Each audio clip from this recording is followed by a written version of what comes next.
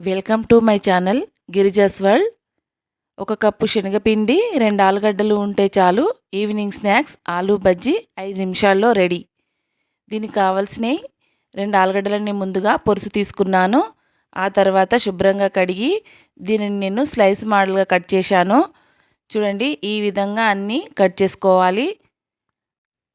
ఆ తర్వాత అన్నీ ఈ మాదిరిగా కట్ చేసుకున్న తర్వాత మనము ఈ ఆలుగడ్డ స్లైస్లోకి కొన్ని వాటర్ పోసుకోవాలి. ఎందుకంటే ఇవి నల్లబడకుండా ఉంటాయి కాబట్టి.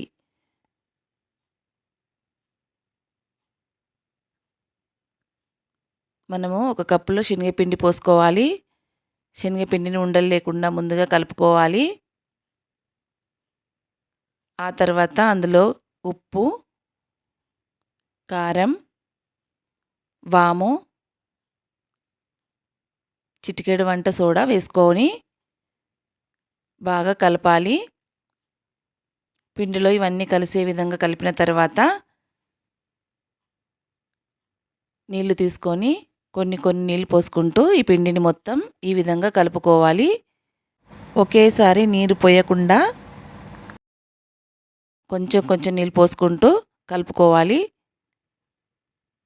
మిర్చి బజ్జీకి అయితే ఏ విధంగా పిండిని కలుపుతామో అదే మాదిరిగా కలుపుకోవాలి. చూడండి, నేను చూపిస్తున్నాను కదా, ఈ విధంగా కలపాలి. ఆ తర్వాత స్టవ్ ఆన్ చేసి కడాయి పెట్టి నూనె పోసుకోవాలి. నూనె బాగా వేడయ్యాక పిండిలో ఈ విధంగా స్లైస్లను ముంచి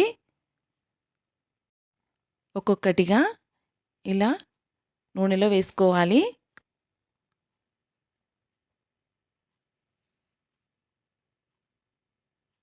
చూడండి, ఒకవైపు కాలిన తర్వాత మరోవైపుకి టర్న్ చేస్తూ కాల్చుకోవాలి. చూశారా ఎలా పొంగాయో? ఇలా పిల్లలకి ఈవినింగ్ స్కూల్ నుండి వచ్చిన తర్వాత చేసి పెడితే ఎంతో ఇష్టంగా తింటారు. అన్నీ ఇదే మాదిరిగా వేసుకోవాలి. ఇందులో వాము వేసుకుంటున్నాం కాబట్టి అజీర్తి సమస్య ఉన్న వాళ్ళకి తేలికగా జీర్ణం అవుతుంది. కాబట్టి ఈవినింగ్ స్కూల్ నుండి రాగానే పిల్లలకి ఈ స్నాక్స్ చేసి పెడితే ఎంతో ఇష్టంగా తింటారు. చూడండి, ఈ విధంగా అన్నీ కాల్చి ఒక ప్లేట్లో సర్వ్ చేసుకోవాలి. ఇలా కాలిన తర్వాత ఒక ప్లేట్లో సర్వ్ చేసుకున్నాం కదా. చూడండి, నేను చూపిస్తున్నాను ఎంత బాగా కాలాయో.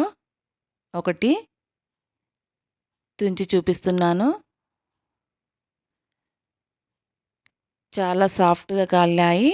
లోపల కూడా పిండి అనే పదార్థం లేకుండా చూడండి ఇలా కాలాయో, సాఫ్ట్గా ఉన్నాయి కదా. అంతే, ఎంతో టేస్టీగా ఉండే ఆలుగడ్డ బజ్జీ రెడీ.